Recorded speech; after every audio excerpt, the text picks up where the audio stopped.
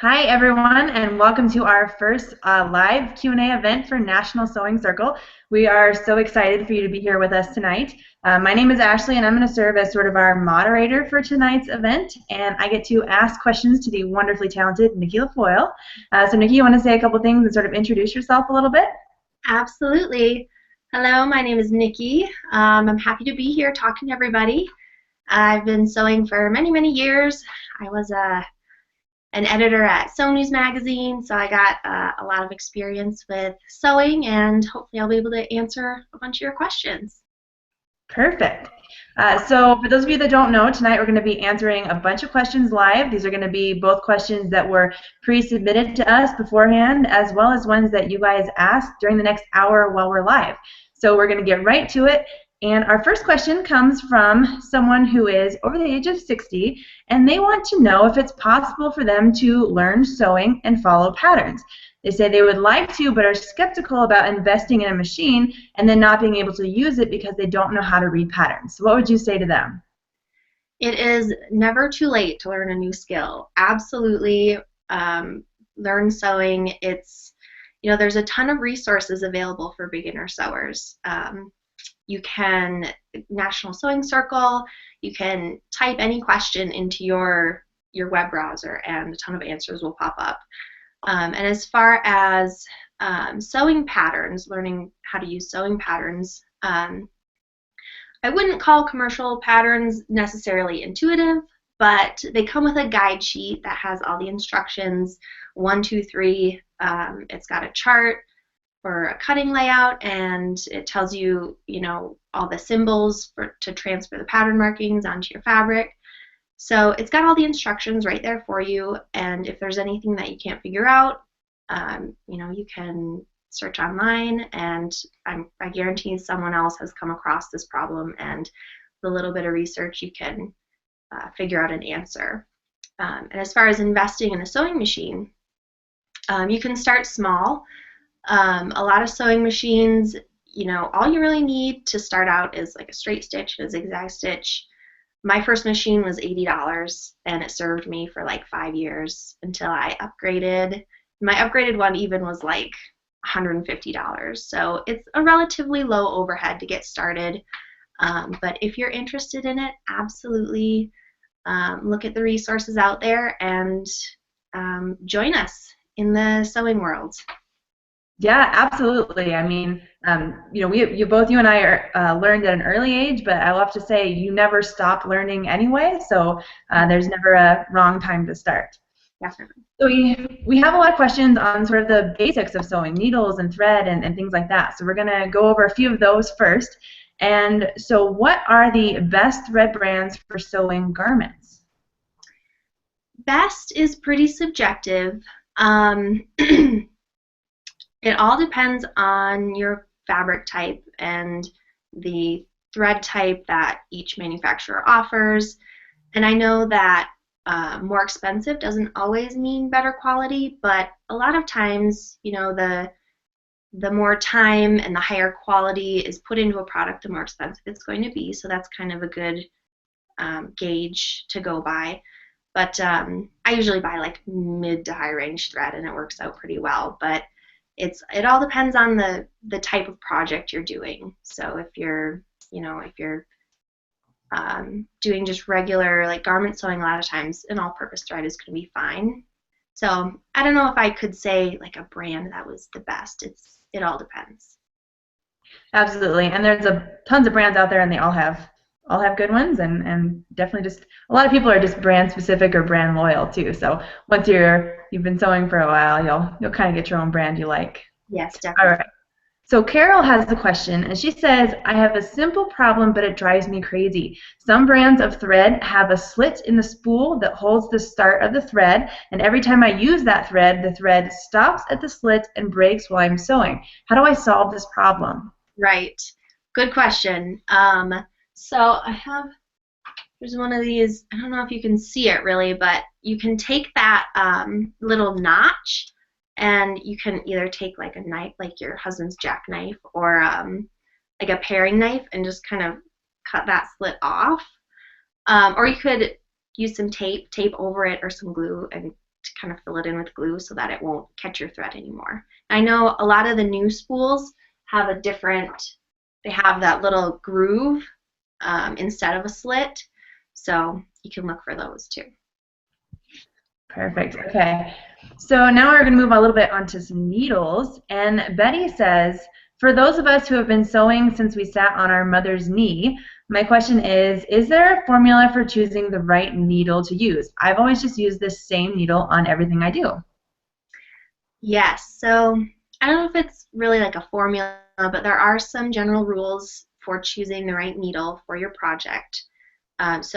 A universal needle will be fine for most things, but if you're doing something kind of specialty, a different kind of needle will help you have success. So if you're sewing on knit fabric, you can get a jersey needle. So sometimes it's called a ballpoint needle or a jersey or even a stretch needle.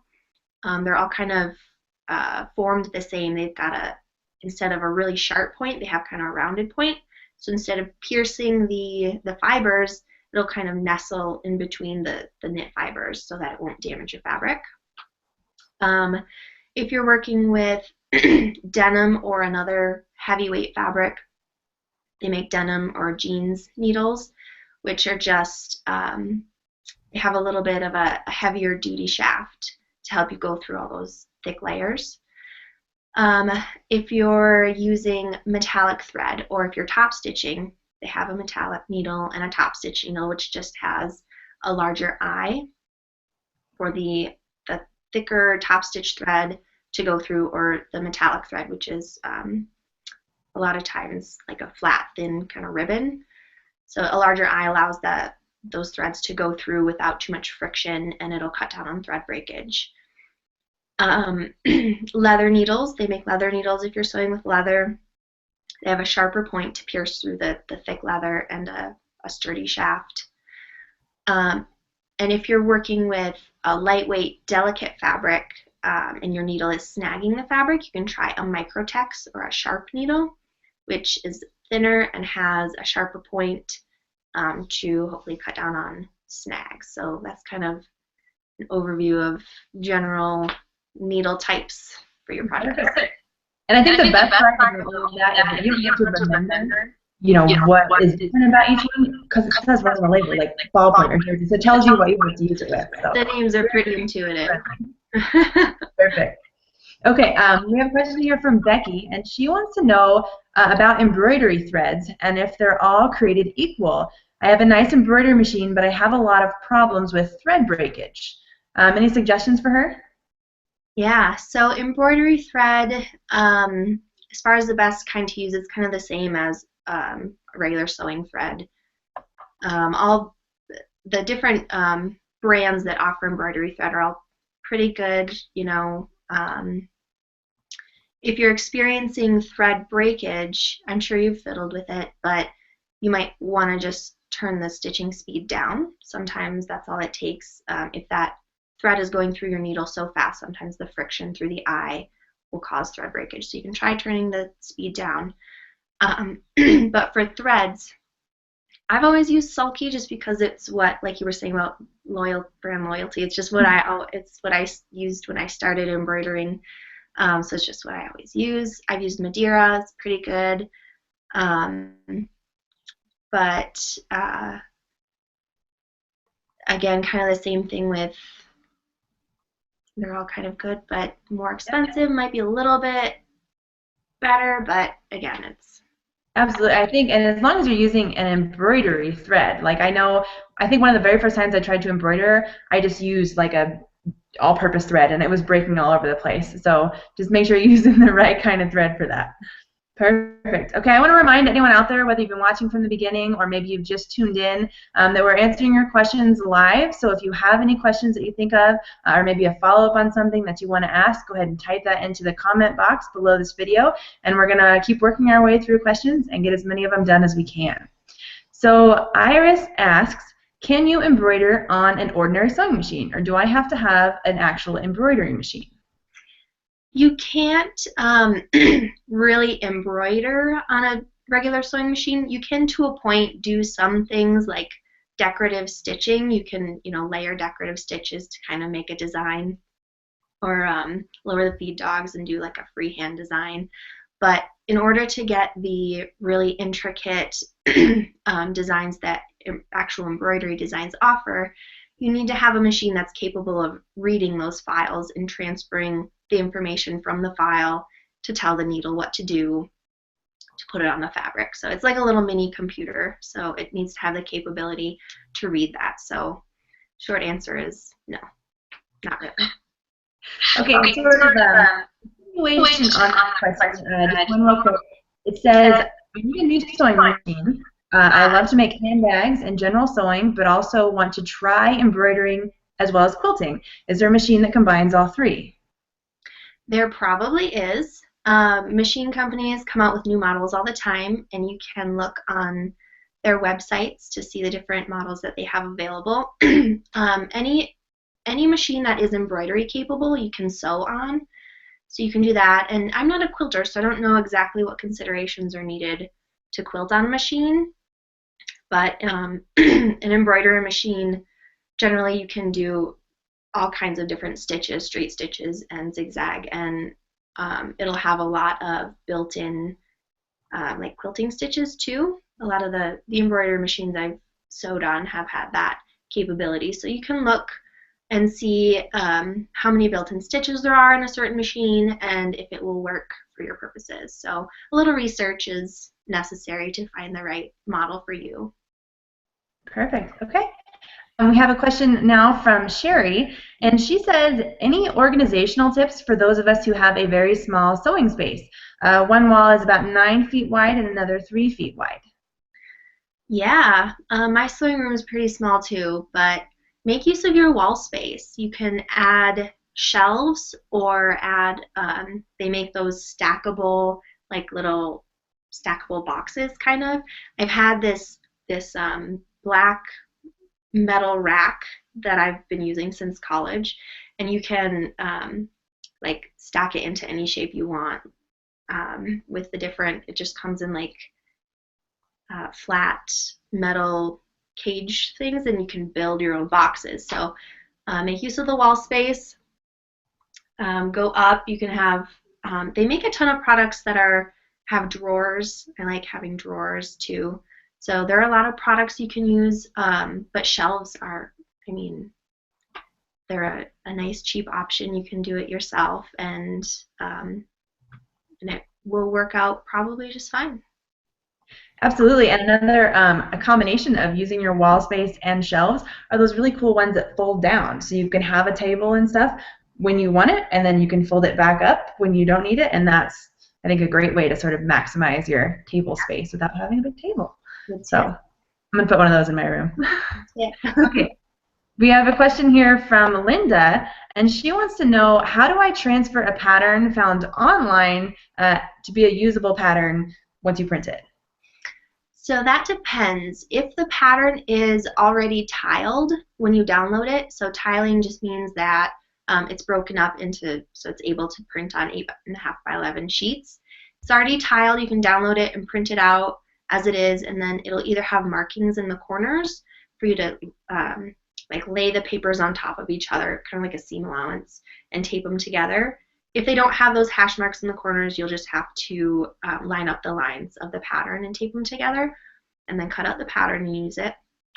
If it is not already tiled, there's another step you have to do, and it all depends on the program that you're using for. So in Adobe Reader or Adobe Acrobat, if you download the pattern and open it, and it shows up in the preview as one big chunk, and it's going to print out on an 8.5 by 11 paper. It's going to, you know, scale everything down. That's not going to, you're not going to be able to make a shirt on one 8.5 by 11 piece of paper.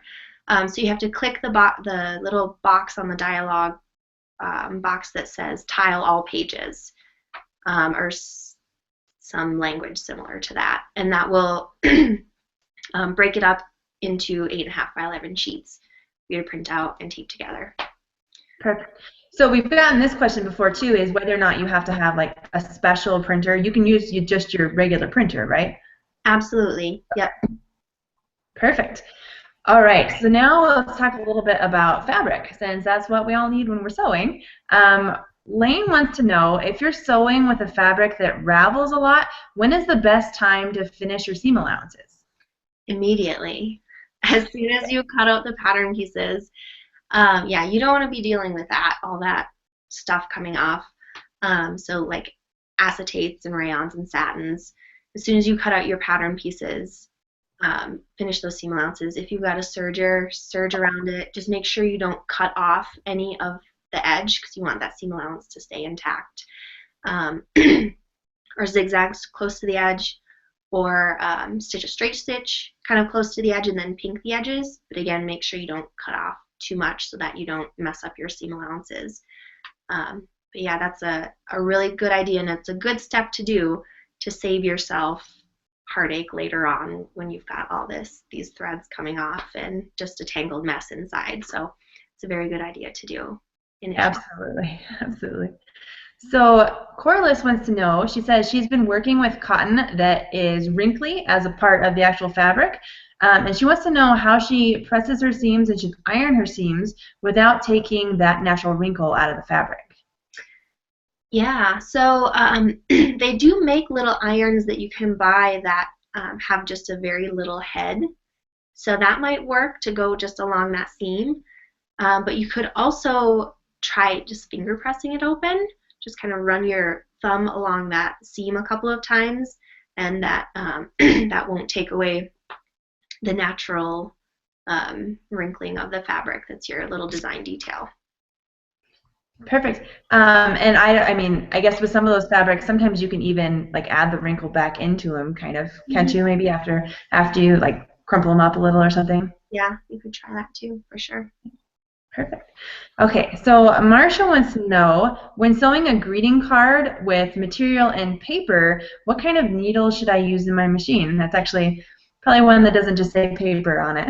Right, they don't make a paper needle. A universal needle probably will be fine.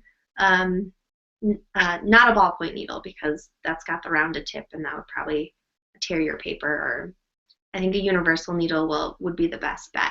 But make sure you change your needle afterward because stitching through paper will dull a needle pretty quickly. So you want to change that out afterward for sure. Perfect. Okay, we're going to change gears just slightly here. We have another question from Sherry, and she wants to know how you blend sizes in patterns. Is there a way that you can do that? Absolutely. Patterns, commercial patterns, they will never fit you right out of the gate. You're going to have to do some alterations to them. So if you're one size in the bust and another size in the waist, you'll want to, well, first with your pattern, make a fitting sample and measure where you need to take in or let out, or compare your body measurements to the pattern measurements. Making sure to use the seam lines and not the cutting lines on the pattern. And you can take your ruler and really just draw yourself a new line from one point to another on the pattern, drawing yourself your new cutting line. So you just want to make sure you're very careful with your seam allowances in differentiating between your body measurements, so the seam lines and the cutting lines. Perfect. That was kind of hard to answer without having something to actually show, so I hope I helped a little bit. I think so. I mean, it makes sense that if you're smaller in one area or larger in another, to take in or let out in both those areas. So I think it works. Speaking of pattern pieces, we have a question here from Christian who asks, do you have any tips on cutting large pattern pieces? Cutting large pattern pieces. Just, I guess, make sure that you've got yourself a nice big area to cut on. And make sure your fabric is not falling off the table too. That's kind of just a general tip. Make sure it's not falling off the table and pulling things down. But yeah, just make sure you've got a nice big area. And I like using a rotary cutter. That seems to make things easier so that I'm not having to like shift the pattern so much. I can just draw along with my rotary cutter. And if you can, when your pattern piece is pinned to your fabric, leave it set right there. Try not to shift it around too much, because the more you shift, the more risk you run of things shifting and having cutting errors. So if you can like walk around your table, if you need to change the angle of your arm to cut, move yourself instead of moving the pattern pieces. Perfect. That's a good tip. I like that. So Sandy asks, when I sew the swimwear fabric, I have a hard time keeping the 2 layers even going under the feed dogs. Do you have any suggestions for that? So for swimwear fabric, it is very slippery.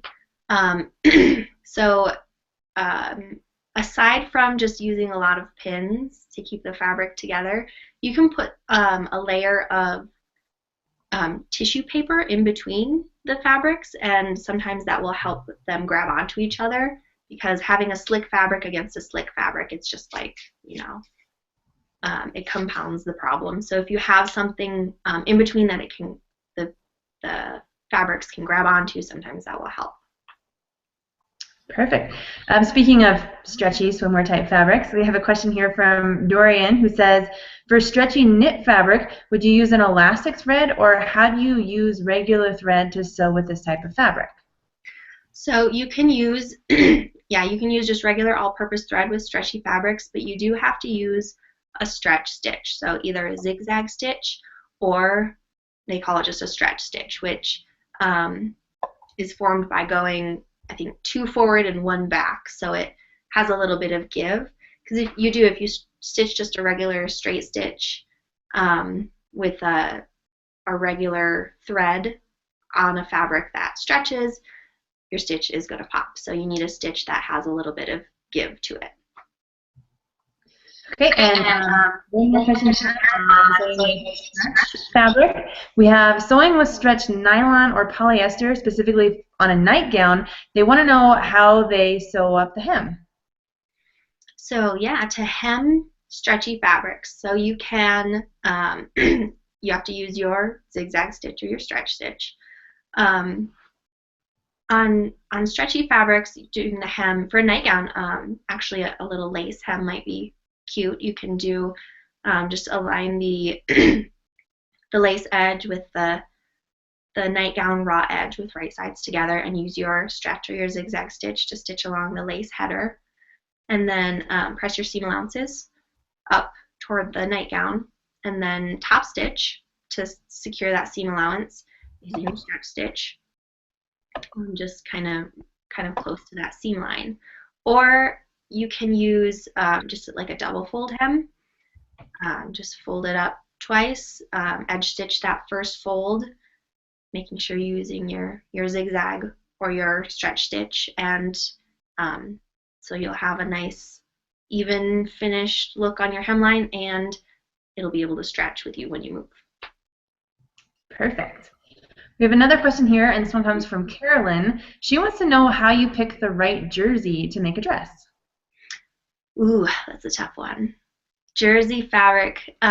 Choosing the right fabric, it all depends on the finished look that you want in your finished product. So generally you don't want anything too thin. So you don't want it to be see-through. You want it to have, you know, a nice drape and a nice hand. So I'm that weirdo in the fabric store who's like taking yards off the bolt to like drape it over me and like touching everything.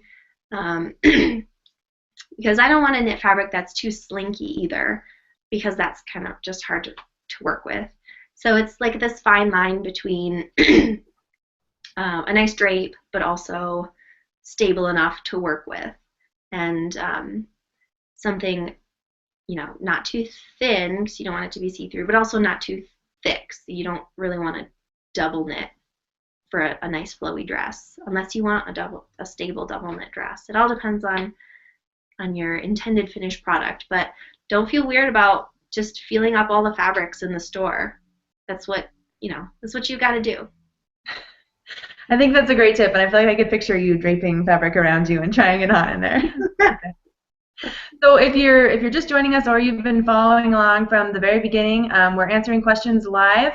We're doing it for an hour. So if you have questions that you want to ask, go ahead and type them in the comment box below this video. We're going to keep working our way through all the questions. I also want to remind you to sign up for our free newsletter at nationalsewingcircle.com. Connect with us on social media, Facebook, Pinterest, Twitter. We're always wanting to interact with you now and in the future. Moving on to some questions about some alterations. We have one from Barbara, whose daughter is getting married and she's making her dress. She says that her daughter wants to try and lose some weight before the wedding, and she's making the dress and putting a zipper in the back rather than in the side. And she wants to know if it's reasonable to think she can make adjustments to reduce the size in just that zipper area. Yeah. Well, first, congratulations to your daughter on the marriage and the weight loss. That's great. Yeah, so you will be able to take in some in the back on each side of the zipper. I wouldn't go too much though, maybe like an inch on either side, because any more than that and all those seams on the front are going to start shifting back, and it'll change the way that the curves lie against the body. So any more than roughly an inch on either side, and it might start changing the fit. Okay, perfect. And I know from experience of making my own wedding dress that I just waited until the last minute to make it because I didn't want to have to do any of the alterations to it. We have another question that just came in, and they want to know what are some good tips from going from a beginning sewist and taking yourself to an advanced sewist. What should you learn? Just practice, practice, practice. Do different types of projects. I know sometimes we can get stuck in sewing the things that we like to do. I like to sew garments, so I'm sewing garments all the time, but I sewed a handbag the other day, and it kind of gave me some insight into, putting zippers and things. So kind of doing something in a different aspect, learning kind of teaches you something that you can also then transfer over to the projects that you like to do. So just lots of practice. And like I said before, there are tons of resources out there. If you ever have a question on anything, you can just open up your web browser and type it into that little search bar and do a little research. That can go a long way in kind of your self-learning. But you can also just, I guess just keep on trucking. Just keep doing it. And if there's ever anything that you sew up and it doesn't work out, it's a great learning opportunity. So don't get frustrated or discouraged if something doesn't work out. You can just put it away for a minute, a couple days, and then come back to it later with a fresh brain and fresh eyes and do a little research on it. And ultimately that will make you a better, more experienced sewist. I absolutely agree. I mean, it wouldn't be any fun if you were perfect from the get-go. So I mean, you got to make those mistakes to learn how to improve from there. Right. We have another question about some alterations here.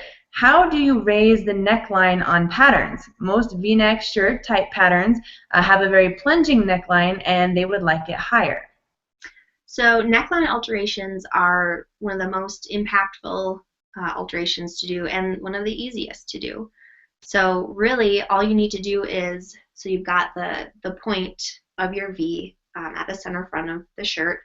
Really you can just move it up along that center front line and connect that line up to your shoulder point. And if it's kind of like a curved neckline, you can just kind of follow that curve of the original neckline, just brought up a little bit. And if you have a French curve ruler, this guy that I've been using for years and years, use those curves to draw that new neckline in. So that's kind of an easy alteration to do once you look at the pattern and just attack it with your pen. Just draw in that new line wherever you want it to go. Perfect. And since you brought in your ruler there, it's a perfect tie into our next question. They want to know what the best ruler to use for pattern drafting is. Yeah, man. Styling Design Ruler. It's just a French curve ruler. You can get it at probably any fabric or craft store or online. Amazon.com has everything you need. Quilt shops might also have it, but it's kind of more garmenty, so you might just go look. But and here's mine. I broke it in college and taped it back together, and it's still working for me. But this curve, so anything you need to draw, arm size, necklines, hip curves, you can find the right grade of curve along here. And if you draw a little bit of curve here, and if you need to move the ruler around on your pattern to continue that curve, you can kind of move it around, and it's got everything I have ever needed. And it's got a little straight edge too, but I always just use got my 2-inch 2x18-inch ruler, also broken in college and taped back together. I think you might be in the market for some new rulers soon, I think. I should maybe splurge and treat myself. But those two are all I've ever needed for pattern drafting, and I've been doing it a lot. So it's kind of simple, easy tools. And it's good to know that you don't need 100 different rulers, that you can have just 2 basic ones and go from there. Perfect. So Ruth Ann wants to know, is there a simple way to sew in sleeves? Yes. So I've just started using the flat sleeve insertion technique. Ashley, I talked to you a bunch about this last time I saw you. So the flat sleeve insertion technique, instead of sewing the sleeve underarm seam and sewing the bodice side seam, and then inserting the arm side into the sleeve into the arm side, kind of using your in the round and the circle seam. You leave the sleeve seam open and the bodice seam open, leave everything flat, and just match up your notches in your edges and your raw edges, and sew that arm's eye first, and then you can sew your sleeve seam and your bodice seam all in one. And that makes it a lot easier to keep everything flat under the needle. When everything is in the round, you're kind of like, pushing things under the needle, and it's more risky to get tucks and everything in your sleeve, or catching something that shouldn't have gone under the needle. So you have everything flat, and I just find it's a lot easier to maneuver everything. So that's what I use all the time now. I agree. I actually didn't know that method all the time, but I like using it now because I like to finish my seams, the shoulder seam, and it makes it much easier to finish those seams, like with the French seam. Yeah. Once you let it lay flat, otherwise it's just really cumbersome. Absolutely. But, all right, we have a question here that just wants some tips on how to make buttonholes and how to make them look nice and even all the way around on all the sides. Yeah. So. Starting from the basics, so your buttonhole, a lot of machines you're going to come with this buttonhole foot, which once you know how to use it, it makes things a lot easier for you. So you put your button right in here, and that kind of measures the button diameter. And then once you put this buttonhole foot on the machine, there's a little piece behind the needle and to the left that you pull down, and it will sit in between these little 2 knobs. So it'll do everything for you. You select the buttonhole, stitch on your machine, which most of them will have that built in, and press down on the foot pedal. And these little notches will stop the foot, so it knows how long to make the buttonhole. So it'll just go in between there. It'll stitch your bar tacks and go around. So it does everything for you. It's pretty easy. You can consult your manual too, and that'll give you instructions. But a lot of times with buttonholes, you might also want to put some interfacing behind the buttonhole to stabilize the fabric, because it's a lot of stitches that are going through your fabric, especially if you're using something lighter weight. So some interfacing could be a really good thing to use there. And if you don't have a machine that has a buttonhole stitch, you can play around with your zigzag stitch, because that's all it is. It's four lines of zigzag stitching. But you want to play with the settings to make sure that the stitch is short enough, I guess, so that the stitches lie close to each other to make that nice strong buttonhole stitch.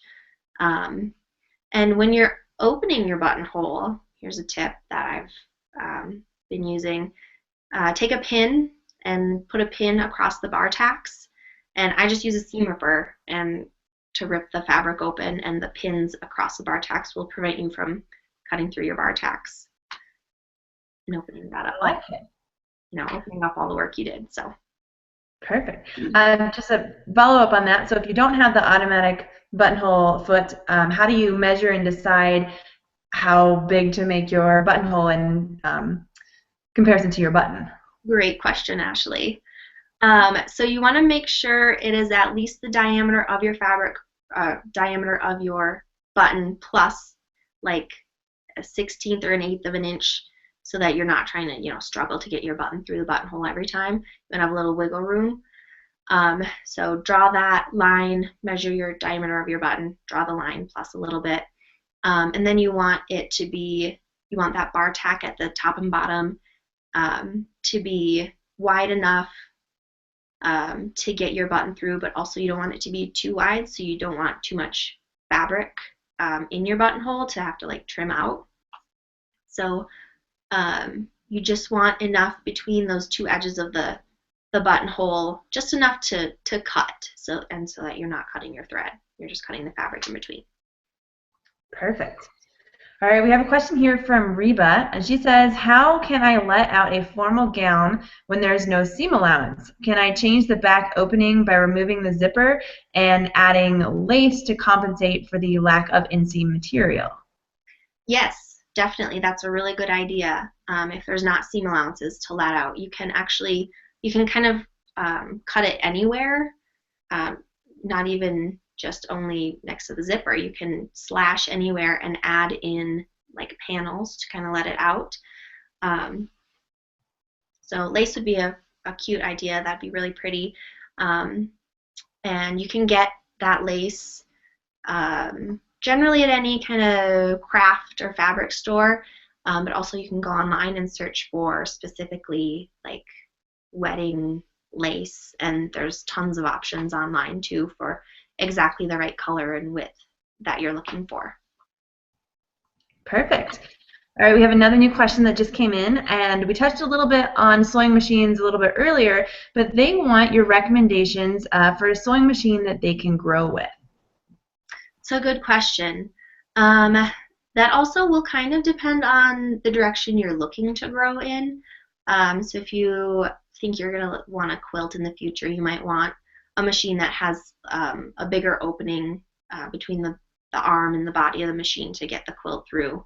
But if you're just kind of starting out and you don't know what direction you want to grow in, I have been using this guy, this little thing, for years and years. It's just kind of a basic machine that's got 59 built-in stitches. So I could use that for quilting.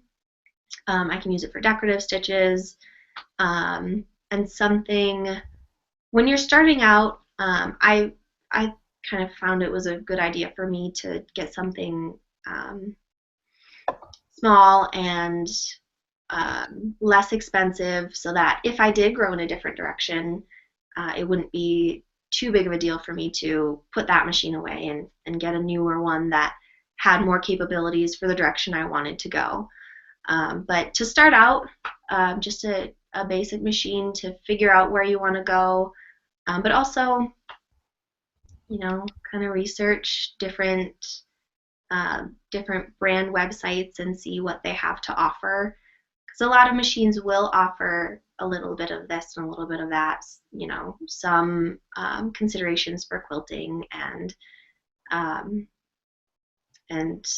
some considerations for garment sewing. So you can look around and find one that kind of blends some of your interests and see how that does for you and upgrade if you need to.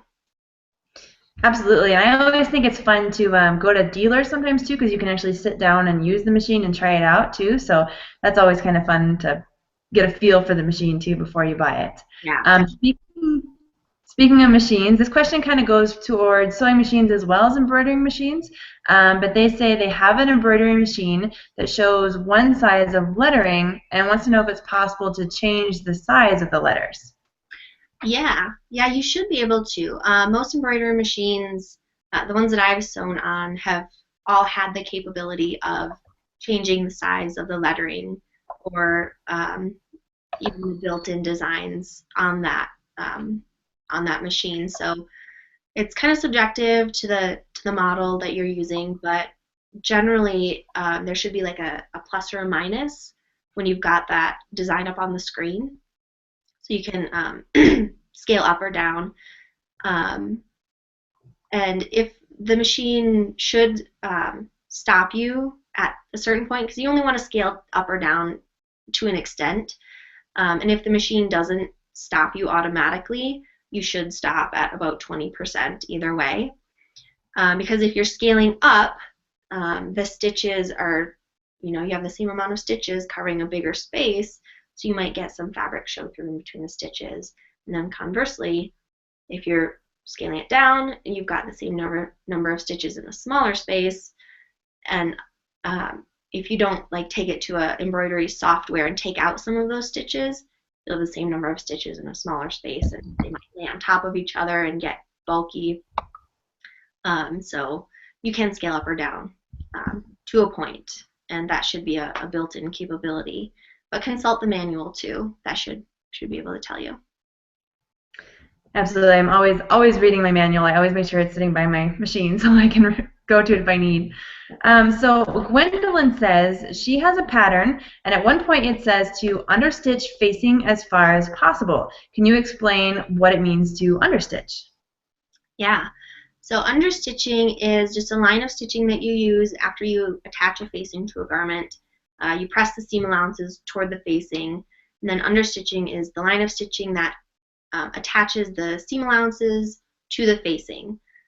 So that keeps those flat, and it also adds a little bit of weight so that when you turn the facing toward the wrong side of the garment, it adds a little bit of weight to keep that facing on the wrong side of the garment and not popping out. So it's just a very scant seam allowance, really close to that facing seam, like a 1/16 of an inch on those seam allowances in the facing. Perfect. Okay, another question here from Joan, and she says, how do you shorten a t-shirt while keeping the same finished hem on it? That's a good question, and that's something that comes up a lot. That's the most common alteration that I always do is shortening things. So to keep the factory hem, so you want to fold the shirt up with right sides together. So you measure how much you want it to come up, and then fold it up half that. So you've got, if you were folding it up, you wanted to shorten it 2 inches, you would fold it up 1 inch to take that 2 inches out. And you would want to use a stretch stitch or a zigzag stitch because t-shirts stretch. You want to keep that capability in there. And then you're going to want to sew as close as you can to that original hem. So it'll probably have 2 lines of stitching because it was probably done on a serger or with a cover stitch. So as close as you can get to that first line of stitching, or even just right on top of it. And then you can cut off the excess and press it down, and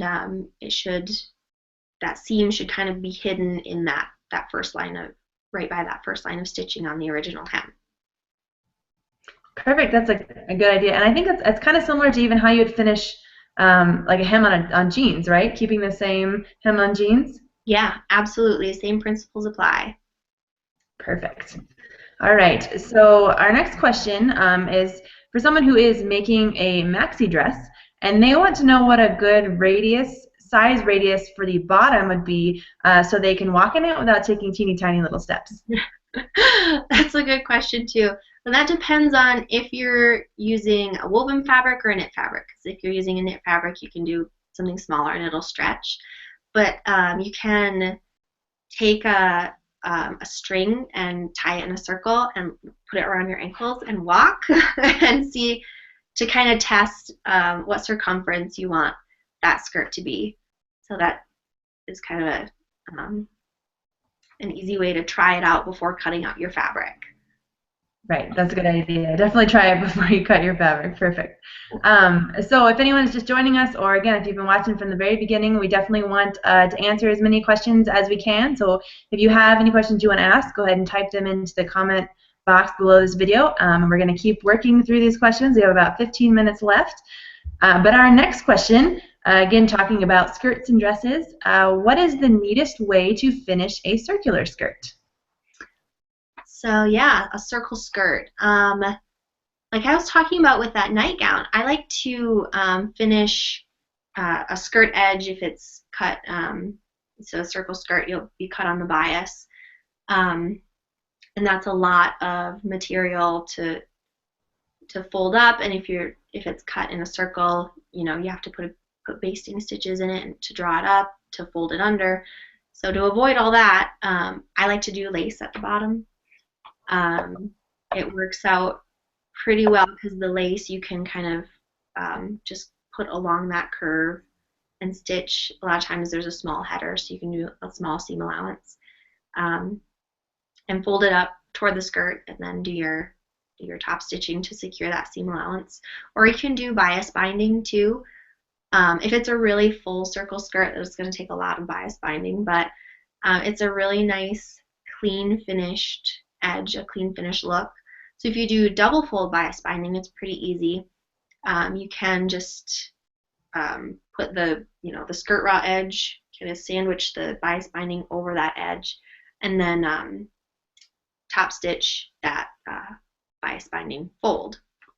Or you can do you can buy single fold bias binding, or you can make your own out of the same fabric. Just cut your fabric, on the bias, and align the raw edges, stitch using your seam allowance, and then press that bias binding toward the wrong side, and then stitch in the ditch from the right side to catch that on the wrong side.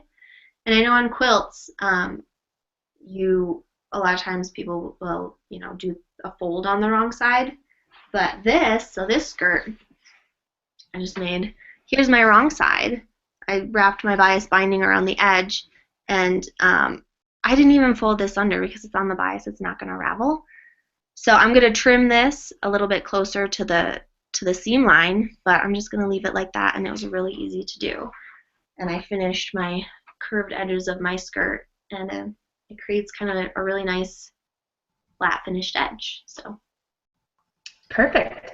Well, speaking of more hems, we have a question that just came in, and Lucille wants to know how you keep a hem on a really thin material from curling. So to keep thin fabrics from curling, you can use, this is a trick that I talk about a lot. It has a lot of different applications, but to keep thin fabrics nice and flat, you can put tissue paper underneath it.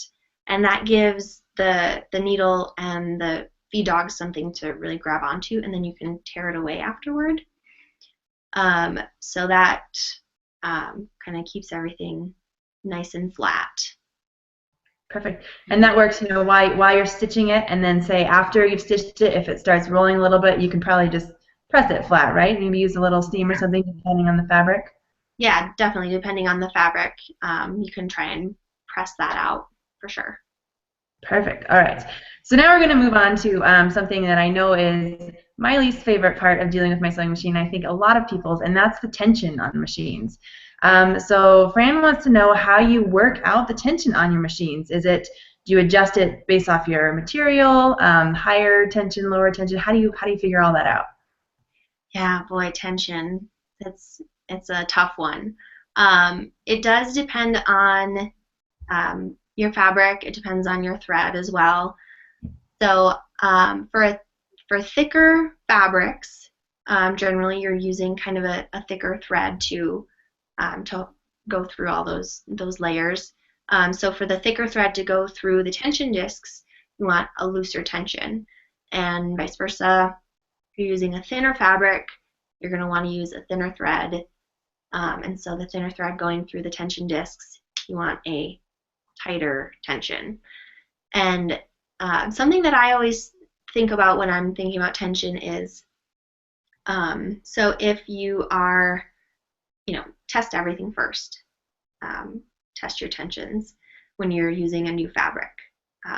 And if you have thread loops on the right side, that bobbin thread is being pulled up too far to the right side, so your upper needle tension is too tight. It's pulling that thread up too much.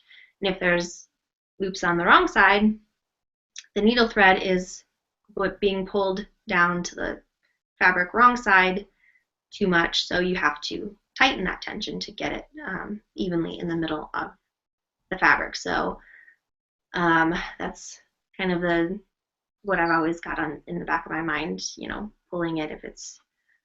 If you've got loops on the bottom, you got to pull it up. This is my visual that I've always got in my head. Pull that thread up. And if you're, if you're having tension issues, you might first, before you touch the needle tension, first make sure your machine is threaded correctly. Make sure there's no lint in it or dust in it. Make sure it's nice and clean. Try and change out your needle first. Maybe your needle is messing you up. It's too dull. Make sure your thread is not old, because old thread it messes you up all the time in many different ways. Make sure you've got newer thread. If it's more than a couple of years old, it can start deteriorating. So make sure you've got good thread. And then you can start messing with your needle tension. And if your needle tension isn't helping you, you can mess with your bobbin tension, but that is a very last resort, because you can, when you're getting with your screwdriver in the inner workings of your sewing machine, is dangerous. It can be kind of dangerous. So that's a last resort, and you can check your machine manual on how to do that, how to adjust your bobbin tension. If it's not in there, you can do a search on your machine make and model, and you could probably find it online.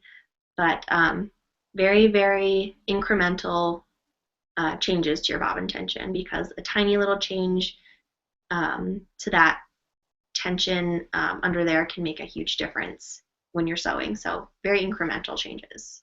If you're Absolutely. And one thing I like to do when I'm messing with either needle or bobbin tension is I actually write down what I did, so that way if it didn't work, I know how to undo what I just did. So I like to keep little notes like that, and sometimes I find that helps too. Good idea. We have a question that just came in, and we did touch a little bit on this earlier as far as altering patterns sort of between pattern sizes. But Linda wants to know, if you are in between pattern sizes, when you buy a commercial pattern, should you buy one based on your bust or on waist or hip size? What is the easiest to alter? I would go by your bust size, buy according to your bust size, because waist and hip alterations are easier to make than up here, because when you're making alterations up here, it's closer to your arm's eye, and it can throw you off up here. You've got more to consider. So go by your bust size, and you can make alterations to your waist and hips a lot easier. Okay, perfect. Okay, so we have a few more minutes left, so if you have any last minute questions you want to get in, go ahead and submit those, and we'll see how many more we can work our way through. But we have a question here that says they would like to sew a pocket on the inside of a garment to hold breast forms, as they are a breast cancer survivor, but their challenge is how to do that so the stitches aren't showing on the outside of the garment. Any suggestions on that? That's a really good question. So yeah, to add pockets here, in order to get the stitches to not show on the outside, you might have to add something inside to sew into the shoulder seams. So kind of like a yoke, but on the inside. So to attach here, and maybe you might want to sew it into the arm size seam a little bit too, to make kind of like a little shelf, and you can sew the pockets into that. because if you're sewing anything onto the actual fabric that shows on the right side, you will be able to see those stitches. So you want to keep everything on the inside so you can kind of trace the pattern of the shirt to cut something that will fit right in here, and just sew it right along those stitching lines that are existing, and sew your pockets into that. I think that might work.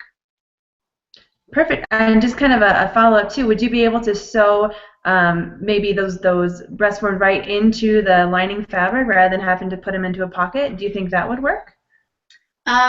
Yeah. Depending on what the forms are made of, yeah, you might be able to sew it directly to that little yoke lining. Perfect. There are a couple different options. Give all those a try. So we talked a little bit about tension. We're going to go back to tension again. And Jennifer says, no matter what I do with tension and needles, when I sew with acetates and lining fabrics, they always pucker. Any help for her? Yeah. So acetate and lining fabrics they're thinner. So you might want to try a different needle, something a little thinner or a little sharper. You can try a different thread as well. They sell, I think they call it just like lightweight thread, or a nylon thread is typically thinner and a little more slick, so that might not pucker the seam. Or you can hit it with some spray starch to stiffen up the fabric. That might help keep it sturdy under the presser foot and under the stitches. Or put your tissue paper under the fabric, under the presser foot. That can also help just give you a little bit of stability. Or if you're an embroiderer and you have tearaway stabilizer lying around, you can throw some tearaway under there, and that can help provide some stability for that fabric for those seams. Perfect. All right, so we're just about to wrap up, but we got one last question in that we're going to go ahead and answer. And Leslie asks, what fabric is best for making sheets? Ooh, I love flannel sheets. So you can, I mean, it depends on what you like. If you like silk sheets, make sheets out of silk. But I like flannel sheets. They're so warm and soft and snuggly. Jersey is also great for making sheets because, you know, it's got that stretch, so it can help you, you know, stretch that around the mattress if you're doing a fitted sheet. It depends on what you like, but Jersey would probably be my go-to for sheets. See, and you pick jersey, and I would pick flannel just because, in my opinion, it's easier to sew. I don't have to worry about using the different needle and thread, and I'm all about going the easy way, though. But we want to say thank you so much to you, Nicki, for being here to answer all of our questions, and for everyone who submitted questions, both beforehand as well as everyone who joined us tonight, and either we're just watching or, you know, tuned in and actually asked questions too. We really appreciate all of you, and we hope you tune in next time. We will be having one of these live events every month, so go ahead and start getting ready to tune in every month. We'd love to see you. And again, remember, you can sign up for our free newsletter at nationalsewingcircle.com and connect with us on all of our social media outlets. We have Facebook, Pinterest, Twitter, and we're always here to help you and make you want to keep sewing. I think that's what we really enjoy doing most. So thank you all so much for being here. We hope you have a great night, and thank you again, Nicki, for being here. Thank you, guys. All right, everyone, have a good night.